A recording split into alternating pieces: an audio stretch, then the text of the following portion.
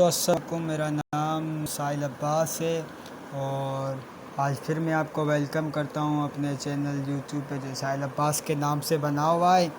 और आज की हमारी वीडियो बहुत ही ख़ास है जो कि ओरल कम्युनिकेशन या अफेक्टिव कम्युनिकेशन पढ़ रहे हैं। उसमें आज मैं चैप्टर डिस्कस करने जा रहा हूं जिसका नाम है 7 Cs of effective communications. Effective communications की पूरी 7 सीज में कोशिश करूंगा कि बहुत ही शॉर्ट टाइम में आपको सही तरीके से मैं समझा सकूं।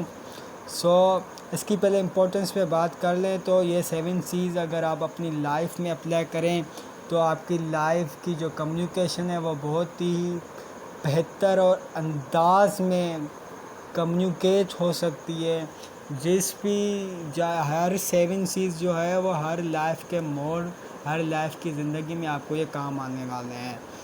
वीडियो को एंड तक देखिएगा। अगर आपको हेल्प मिले तो सब्सक्राइब भी कीजिएगा, लाइक भी कीजिएगा, शेयर भी कीजिएगा। अब हम अपना टॉपिक जो है वो स्टार्ट करने जा रहे हैं। आपकी तवज्जो की ज़रूरत है। अगर कोई बात समझ नहीं आए तो आप कमेंट्स में पूछ सकते हैं। 7 C's जो number first is completeness, number 2 is conciseness, number 3 is consideration, number 4 is concreteness, number 5 is clarity, number 6 is courtesy, number 7 is correctness। तो नंबर फर्स्ट पे हम बात करें कंप्लीटनेस पे। आप अपने बुक खोल लें और पेन के साथ लिखते जाएं जो मैं पॉइंट्स आपको बताता जाऊं। इसकी गाइडलाइंस है जो कि 3 पॉइंट्स आती है। Number first is provide all necessary information. Number first guideline provide all necessary information, ये कंप्लीटनेस की पहली गाइडलाइंस है। इसमें यह होता है कि हम जो अपनी इंफॉर्मेशन दें वो मतलब जो ज़रूरी हो हम वही इंफॉर्मेशन दें। फॉर एग्ज़ाम्पल हमने मतलब we give complete information. Why for example अगर हमारी ऑर्गेनाइजेशन में सेल डिक्लाइन हो रही है तो अगर हम इंफॉर्मेशन दे रहे हैं तो हम सेल डिक्लाइन पे ही बात करें, उसकी फुल इंफॉर्मेशन दें जो कि ज़रूरी हो, ज़रूरी इंफॉर्मेशन हो हम उस पे ही बात करें, ना कि हम सेल डिक्लाइन पे बात करें और उसके अलावा अगर सेल डिक्लाइन हो रही है तो क्यों हो रही है हम उसके रीज़न बताएं। हम कोई दूसरी बात ना कर दें। अब सेल डिक्लाइन के बीच में हम मतलब फिनांस की बात करें तो ये काम की चीज़ नहीं है। तो कंप्लीटनेस में क्या होगा, अगर हम सेल डिक्लाइन की बात करें तो उसके बारे में फुल रीज़न्स बताएं। भाई सेल डिक्लाइन क्यों हुई है। अब उसमें मुख्तलिफ रीज़न हो सकते हैं कि मार्केट में दूसरे प्रोडक्ट्स आ गए या एडवांस टेक्नोलॉजी आ गई या हमारी प्रोडक्ट की प्राइस बढ़ गई, ये सारे रीज़न हो सकते हैं। मीन्स इंफॉर्मेशन हम फुल दें। उसके बाद कंप्लीटनेस में नंबर सेकंड गाइडलाइन आती है, वो आती है answer all question we ask. मतलब हम सेकंड गाइडलाइन जो आती है वो ये है कि हम सारे क्वेश्चंस का जवाब दें जो हमसे पूछे गए हैं। फॉर एग्ज़ाम्पल अगर मैं एक ऑर्गेनाइजेशन में काम कर रहा हूँ, एक एज ए ओनर हूँ, बॉस हूँ, मैं किसी एम्प्लॉयर्स को जो कि मतलब टर्मिनेट करता हूँ उसको मैं लेटर भेजता हूँ कि भाई आप टर्मिनेट हो गए। तो ये होगा कि मतलब अब वो एम्प्लॉयर हमसे पूछेगा, सारे क्वेश्चन पूछेगा, भाई मुझे टर्मिनेट क्यों किया जा रहा है। तो हम उसके सारे पूछे हुए क्वेश्चंस के आंसर दें, उसको सही कम्युनिकेट करें कि किस रीजंस पे हमने उसको टर्मिनेट किया है। ये हो गया जो सारे क्वेश्चन पूछे गए उसको जवाब दें, ये सेकंड गाइडलाइन दें। नंबर थर्ड गाइडलाइन ये है give something extra when desire. मतलब जब ज़रूरत हो हम तो वहाँ पे एक्स्ट्रा बोलें। ये एक प्रूफ और एविडेंस भी होता है जो हर दफ़ा ज़रूरी नहीं होता। इफ़ लिसन नॉट बिलीव, मतलब if listener not believe then you give the something extra. मतलब अगर वही हम सिचुएशन ले लें कि हमने एम्प्लॉयर्स को बताया कि भाई इस रीज़न की वजह से तुमको हमने मतलब फायर कर दिया, उसके बाद भी वो नहीं मान रहा तो हम कुछ एक्स्ट्रा दें, उसको एविडेंस दें, उसको प्रूफ दें और उसको मतलब इस बात को मनवाएं कि यू आर रॉन्ग। तो ये सारा हो गया कंप्लीटनेस, जिसमें हम फुल इन्फॉर्मेशन दें, सारे क्वेश्चनों का जवाब दें और ज़रूरत पड़ने पे हम कुछ एक्स्ट्रा भी बोलें। नंबर फर्स्ट हो गया completeness. Number two is conciseness. Conciseness में क्या होता है, there is no give explanation meaning to complete. इसकी 3 गाइडलाइंस है। मतलब कंसाइजन हम जितना छोटा करें तो अच्छा होगा, जितना मतलब कंसाइज करें उतना ही सही है। इसकी 3 गाइडलाइंस एलिमेंट वर्ड्स एक्सप्रेशन। मतलब हम ज़्यादातर वर्ड्स को एलिमिनेट कर दे जो काम के नहीं है। इसका मैं एक एग्जांपल आपको ये दूंगा कि as soon as your message receive you will be inform. अब इसको हम कंसाइज कैसे करेंगे, ऐसे कर दें कि we will inform you soon. अब इसको कंसाइज हम इस तरह से कर सकते हैं, जैसे मैंने वर्ड जैसे एज सुन एज मैंने वर्ड्स क्या है मैंने निकाल दिए, एलिमिनेट कर दिया, मतलब तो वही आ रहा है ना। या इसका एग्जांपल हम दूसरा ले सकते हैं कि सर ने मुझसे पूछा कि how remaining student in the class, मैंने जवाब दिया there are 7 student remaining in the class. ये थोड़ा बड़ा सेंटेंस हो गया, इसको हम एलिमेंट करके वर्ड्स ऐसे कह सकते हैं 7 स्टूडेंट्स आर रिमेनिंग, मतलब देयर आर सारे एलिमेंट हो गए। मीन्स कंसाइज करें हम इसको, मतलब वर्ड्स को एलिमेंट करें, वर्ड्स को मतलब वो ही हो मगर हम वर्ड्स को कट कर दें। ये हो गया कंसाइजनेस की एक guidelines. Number second, include only relevant material, मतलब जिस पे हम बात कर रहे हैं, जिस टॉपिक पे बात कर रहे हैं उसका ही मटेरियल हम इंक्लूड करें। अगर हम सेल डिक्लाइन की बात कर रहे हैं तो उसके मुताबिक उस पे ही हम मतलब मटेरियल जो है इंक्लूड करें, उस पे ही बात करें, ना कि अब सेल डिक्लाइन में हम मतलब फिनांस की बात करें या किसी और चीज़ की बात करें। मैं इस टॉपिक से हट ना जाए, सिर्फ रिलेवेंट मटेरियल जो हो उस पे ही बात करें। इसमें यह है कि we appreciate you being up, we appreciate you loyalty if you have read down your newspaper। बस सेकंड गाइडलाइन में यही आता है कि include only relevant material. Number third guideline होती है अवॉइड अननेसेसरी रिपीटेशन। मीन अगर हम लेटर लिख रहे हैं या किसी को मैसेज दे रहे हैं उस पर हम रिपीटेशन कम करें। अगर लेटर में हमने ऊपर बात कर दी कि ये इन्विटेशन है, इसका ये मकसद है, फिर नीचे वो वर्ड्स हम मतलब रिपीट ना करें, बात को रिपीट ना करें, जितना ज़्यादा कंसाइज हो उतना हम उसको कंसाइज करें। ये हमारा हो गया कंसाइजनेस। उसके बाद है कंसीडरेशंस। कंसीडरेशन में हम बात करें तो उसकी गाइडलाइंस पहले है focus on your instead of I और वी, मतलब हम अपने आप को रिसीवर की जगह रखें। मतलब अगर ये कंसीडरेशन की पहली गाइडलाइंस है कि हम अपने आप को रिसीवर की जगह रखें। अगर हम मैसेज लिख रहे हैं किसी बंदे को तो हम पहले ये सोचें कि अगर ये मैसेज मैं रिसीव करता तो मैं कैसे सोचता, मतलब आई वी के बजाय हम यू को इस्तेमाल करें तो ये अच्छा होगा। For example put yourself in your receiver, use sentence or word your communicate with on. हम अपने आप से बात करें मैसेज लिखने से पहले कि ये जो मैं मैसेज लिख रहा हूँ जब रिसीवर रिसीव करेगा तो वो क्या समझेगा, क्या वो कम्युनिकेट हो सकता है कि नहीं हो सकता। ऐसी चीज़ों से परहेज करें कि जिससे दूसरों को हर्ट हो। कभी किसी को ऑनर किया जाता है, डू यू हैव क्या यूज़ होता है, मतलब हम ऐसी चीज़ों को परहेज करें जिससे सामने वाले को क्या हो, हर्ट हो जाए। ये कंसिडरेशन की पहली गाइडलाइंस थी। उसके बाद था show audience benefits or interest in the receivers, मतलब हम जो मैसेज लिख रहे हैं वो क्या हो, उसमें एम्प्लॉयर्स का बेनिफिट्स हो, इंटरेस्ट हो। फॉर एग्जांपल अगर हम लिख रहे हैं कि भाई हमारी कंपनी में 15% डिस्काउंट है अगर किसी ने 50 मिलियन की सेल की है, तो ये क्या है, बेनिफिट्स भी है और इंटरेस्ट भी होगा। उसके बाद एम्फसाइज पॉजिटिव प्लेजेंट फैक्ट, मतलब थर्ड गाइडलाइन ये अगर कोई निगेटिविटी है तब भी हम उसको पॉजिटिविटी में तब्दील करें। फॉर एग्ज़ाम्पल अगर पासपोर्ट ऑफिस में अगर पासपोर्ट ऑफिस में मैं अपना पासपोर्ट बनाने गया तो वहाँ पे मैंने कोई ऐसी गलत इन्फॉर्मेशन दे दी। अब मतलब वहाँ पे हम एज ए वर्कर काम करें, किसी ने गलत इन्फॉर्मेशन दे दी, वो चला गया।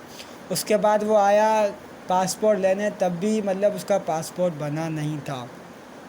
अब ये तो उसकी नेगेटिविटी थी ना कि उसने हमें सही इन्फॉर्म नहीं किया, मगर हम क्या कहेंगे, सर ये आपसे इन्फॉर्मेशन गलत दी थी या ये आपकी इन्फॉर्मेशन रह गई थी इसलिए हम आपका पासपोर्ट पूरा नहीं बना पाए। मीन्स हमने पॉजिटिव कर दिया, जो नेगेटिविटी हो उसको भी हम पॉजिटिव करें, तो ये एक अच्छा कम्युनिकेशन होगी।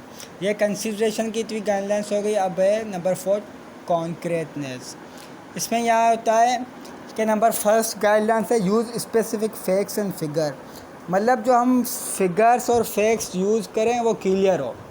फॉर एग्ज़ाम्पल अगर किसी स्टूडेंट्स की हम रिज़ल्ट अनाउंस कर रहे हैं तो उसके मतलब सही से मार्क्स लिखे, उसने 650 से ज़्यादा आउट ऑफ 850 से मार्क्स ली। मतलब कहने का मकसद ये है कि हम जो मैसेज लिखें, लेटर लिखें, किसी को कम्युनिकेट करें तो हमारा जो फैक्ट्स और फिगर हो वो सही लिखे हो, स्पेसिफिक फैक्ट्स फिगर हो। अब इसका एग्जांपल मैं ये दूंगा कि अगर मैं एक ओनर हूँ, किसी कंपनी का वीसी हूँ, अगर मैं किसी स्टूडेंट्स को क्या करूँगा, बताने चाहूँगा कि आपने हमारे डिपार्टमेंट में जॉब किया है, तो अब यहाँ पे कोई स्पेसिफ़िक चीज़ नहीं है, हम इस तरह से कहेंगे आपने हमारी पूरी फैकल्टी में जॉब किया है, उसको आपको गोल्ड मेडल दिया जाएगा। मीन्स पूरी फैकल्टी आ गई, यहाँ पे एक स्पेसिफिक वर्ड यूज़ हुआ। इसका एग्जांपल ये है, फिर यही नंबर फर्स्ट गाइडलाइन हो गई। उसके बाद अब put action your verbs. Means हम ज़्यादातर एक्टिव वॉइस को यूज़ करें, पैसिव वॉइस को यूज़ ना करें। फॉर एग्ज़ाम्पल अगर हमारे यहाँ एक जुमला है, वो ये है कि फॉर एग्ज़ाम्पल हमारे यहाँ एक सेंटेंस है, वो ये है कि यूनिवर्सिटी की जो टेस्ट होगी वो प्रोफेसर के ज़रिए ली जाएगी या प्रोफेसरों से ली जाएगी। ये पैसिव वॉइस है, ये कुछ अच्छा सेंटेंस नहीं है। हम सिर्फ ये कहें, एक्टिव वॉइस कर दें इसको, ये कहेंगे प्रोफेसर टेस्ट लेंगे, ये जुमला अच्छा लग रहा है। मीन्स हम उसमें एक्टिव नज़र आए, पैसिव नज़र नहीं आए। ये हो गया सेकंड गाइडलाइन ऑफ कॉन्क्रीटनेस की। उसके बाद है चूज़ इमेज बिल्डिंग वर्ड। मतलब हम वर्ड का चूज़ वो करें जो सामने वाला हर्ट ना हो हमसे। हम वर्ड की सिलेक्शन ऐसे करें कि सामने वाला बुरा फील ना करे। फॉर एग्ज़ाम्पल अगर एम्प्लॉयर्स का हम किसी कंपनी में काम कर रहे हैं, एम्प्लॉयर्स की हमारे साथ झगड़ा हो गया है, तो अब हम क्या करेंगे, हमारा काम ये बनता है कि हम एचआर को बताएंगे इस बंदे के साथ मैं काम नहीं कर सकता क्योंकि इसने एचआर के रूल वगैरह को वायोलेट किया है। ये क्या हुआ है, ये वर्ड सिलेक्शन अच्छी है। अब हम इस तरह से कहेंगे इस बंदे ने मुझे गालियाँ दी, ये गालियाँ दी, वो भी हम कह कर दिखाएं, वर्ड की सिलेक्शन अच्छी ना हो तो ये एक अच्छा मैसेज नहीं है। ये कॉन्क्रीटनेस हो गया। उसके नंबर 5 है clarity. Choose precise contrast and familiar words. अब इस क्लियरिटी में क्या होता है कि मतलब बहुत ज़्यादा वर्ड्स की बहुत ज़्यादा मीनिंग्स होती है। जैसे एंड्स और एंड की मीनिंग इकोनॉमिक्स में है वांस, मगर इंग्लिश में एंड की माना है ख़त्म। तो हम ऐसे वर्ड यूज़ करें जिसकी मीनिंग्स फेमिलियर हो, जिसकी मीनिंग एक ही हो, उसकी मीनिंग ज़्यादा ना हो, ताकि मैसेज क्लियर जाए। और उसको जितना हो सके हम सेंटेंस को छोटा करें क्योंकि लोग इंटरेस्ट ले और मैसेज पढ़ें। मीन्स मैसेज हमारा क्लियर होना चाहिए। ऐसे वर्ड्स यूज़ करें जिसकी मीनिंग फेमिलियर वर्ड्स हो, जिसकी मीनिंग छोटी हो, एक वर्ड्स की ज़्यादा मीनिंग ना हो। उसके बाद नंबर सेकंड है construct affective sentence and paragraph. मतलब हम एक तो पैराग्राफ 17 to 16 सेंटेंस में लिखे, इतना ज़्यादा पैराग्राफ ना हो। उसके बाद जो जुमले लिखें उसमें यूनिटी हो, इत्तेहाद हो। फॉर एग्ज़ाम्पल मैंने टॉपिक पे बात की कि हम कम्युनिकेशन में बात कर रहे हैं, तो communication is a 2 way process, ये मैंने एक सेंटेंस लिख दिया। अब उसके बाद जो मैंने दूसरा सेंटेंस लिखा वो उससे मतलब क्या करे कि वो इत्तेहाद यूनिटी हो सेंटेंस में, ज़ाहिर हो। अब मेरा फ़र्ज़ बनता है मैं ये बताऊं कि वो 2 वे प्रोसेस कौन सा है, एक सेंडर होगा एक रिसीवर। ऐसा ना हो मैं बात कर दूं कि उसके बाद मैनेजमेंट की मैं बात कर दूं, मेन सेंटेंस की यूनिटी बरकरार नहीं होती। उसके बाद ये हो गया क्लियरिटी हो गई। उसके बाद कोर्टेसी में 3 गाइडलाइंस आती है। उसमें ये होता है be sincere, factful, truthful and appreciation. हम सिंसियर रहे। फॉर एग्ज़ाम्पल हमारी बैंक या ऑर्गेनाइजेशन में कोई कस्टमर आ जाता है, वो हम पे गुस्सा है, वहाँ पे हमने बहुत ही पेशेंस के साथ काम लेना है। इस तरह से काम लेना है कि हमारी कंपनी का गुडविल भी बरकरार रहे और कस्टमर भी हमसे नाराज़ ना हो। यहाँ पे हम अपने कंपनी के साथ सिंसियर रहें। अब उसको हम इस तरह से बताएं कि sir sincere good relation even in the figure. For example if customer need product. For example अगर हमारे ऑर्गेनाइजेशन में कोई कस्टमर हमसे कोई प्रोडक्ट मांग रहा है, वो है नहीं, ख़त्म हो गई, अब कस्टमर हम पे नाराज़ हो गया, तो हम उसको इस तरह से राज़ी करेंगे, सर इस बार ये प्रोडक्शन ख़त्म हो गई है, अगली बार इंशाल्लाह आपको शिकायत नहीं मिलेगी। मीन्स कस्टमर्स का गुस्सा भी ठंडा करें और अपनी गुडविल भी बरकरार रखें। उसके बाद है use expression that show respect, मतलब हम एक्सप्रेशन वो शो करें जिससे रेस्पेक्ट हो, रेस्पेक्ट ज़ाहिर हो। ऐसे एक्सप्रेशन शो ना करें जिससे गुस्से वाला शो कर दे, कस्टमर हमसे नाराज़ हो जाए। फॉर एग्ज़ाम्पल अगर हमने डिस्काउंट 50% किसी चीज़ पे रखा है, अगर कोई कस्टमर आता है वो कहता है मुझे 60% दो, ऐसा ना हो कि हम अपना टेम्पो लूज़ कर दें और उसको कहेंगे जाओ यहाँ से, नहीं है 50%, ऐसा नहीं होना चाहिए। हम उसको कहेंगे सर ये कंपनी की पॉलिसी नहीं है, कंपनी की पॉलिसी अभी सिर्फ 50% है, अगर आप 60% कह रहे हैं तो आप इसको फ्यूचर में रिन्यू करने की कोशिश करेंगे, अभी आप 50% पर डिस्काउंट ले लें। इस तरह से हम उसको मोटिवेट करेंगे। उसके बाद थर्ड गाइडलाइन ये है कि वो use formal words those who are respectful, मतलब हम वर्ड्स वो यूज़ करें जो रेस्पेक्टफुल हो। अब मैं इसका उर्दू में इसका एग्जांपल दूं कि एक वर्ड है तुम और आप। तुम थोड़ा क्या है ऑकवर्ड है, आप क्या है रेस्पेक्टफुल है। इसी तरह से मतलब हम वो वर्ड्स यूज़ करें जिसका हमें रेस्पेक्ट यूज़ हो। अगर हम बॉयज़ यूज़ करें तो इतना अच्छा नहीं है, अगर हम मेल यूज़ करेंगे तो ये एक अच्छा वर्ड्स है। मीन्स वो वर्ड्स यूज़ करें जिसमें हमारी क्या हो, रेस्पेक्ट हो। उसके बाद एक लास्ट चीज़ है करेक्टनेस। अब इसकी गाइडलाइंस यही होगी कि हम ग्रामर का सही यूज़ करें, पंक्चुएशन का सही यूज़ करें, स्टॉप का फुल स्टॉप का सही यूज़ करें, क्योंकि इससे हमारी गुडविल बरकरार रहती है। अगर एक बड़ी ऑर्गेनाइजेशन है किसी को लेटर लिखती है, अगर उसमें ग्रामर की मिस्टेक हो, अगर उसमें पंक्चुएशन की मिस्टेक हो, तो वो सही कम्युनिकेट नहीं करती, दूसरे को सही कम्युनिकेशन नहीं हो रही है, वो कहता है कि इसको ग्रामर ही नहीं आती जो मैं लिख रहा। करेक्टनेस में ये हो हमारी ग्रामर सही होनी चाहिए, पंक्चुएशन वगैरह सही हो जाइए, कोई मिस्टेक वगैरह ना हो। This is all about 7 C's of oral communication. I hope आपको बहुत हेल्प मिली होगी। अगर आपको हेल्प मिली है तो आप सब्सक्राइब भी कीजिएगा, शेयर भी कीजिएगा, बेल आइकन को क्लिक कीजिएगा। अगर कोई बात समझ नहीं आए तो आप मुझसे कमेंट में पूछ सकते हैं। अस्सलाम वालेकुम।